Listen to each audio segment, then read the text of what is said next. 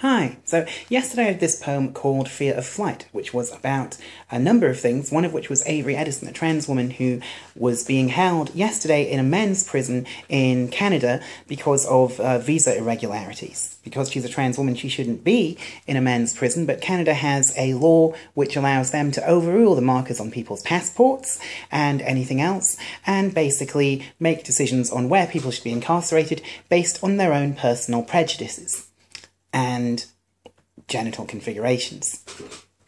Now, the good news about this is that Avery is now no longer in a men's prison. She has been moved to a women's facility. She is still inside, and obviously that's not great, but she is in the correct kind of facility, a facility which accords with her legal and experienced gender. However, it was brought to my attention today that in the poem I wrote, I may have said that she was arrested at Vancouver Airport, and Pearson Airport in Canada, which is where the arrest happened, is, as people have pointed out, in Toronto.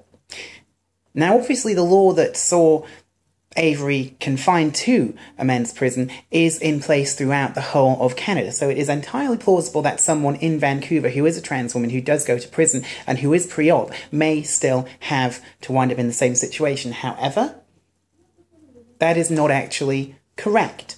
At least it's not correct that she was arrested at Vancouver, and so in a spirit of getting the facts entirely right, something which I have chastised people for a number of times online, and also not blaming Vancouver for something they, as far as we know, haven't done yet, I have decided to re-record this with the correct city in.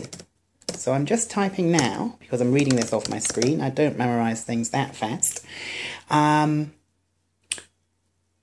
that's it corrected. This may not be the final version. One of the reasons that I used Vancouver was because it does form a slight half-rhyme with Avery, and I'm not sure this is going to be entirely right, but at least this does get it partly right. So this is Fear of Flight, the corrected edition.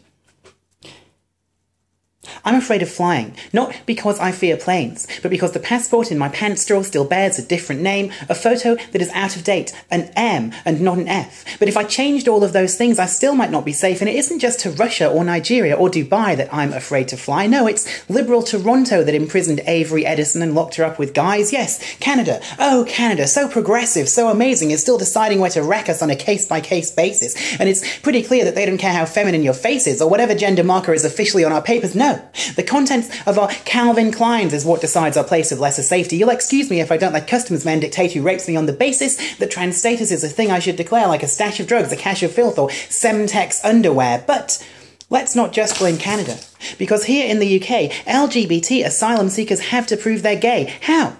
We're sorry, sir. You say that you don't feel safe in Uganda, but we've looked and looked and we can't find you anywhere on Grindr. Perhaps you have some amateur sex footage on your phone? Would you care to wear a plasmograph while we show you some porn? What kind of country does this? Are we still on Albion's shore? There are days I feel I can't stay in this country anymore. What keeps me here? The BBC? HP? The NHS? I've been with a GIC for months and I still pay for my own meds, and we only had one public sector surgeon and he's left. For all I know, my life will turn out better somewhere else. But for now, all thoughts of fleeing here have to remain mere dreams, because I have a fear of flying, and it isn't about planes.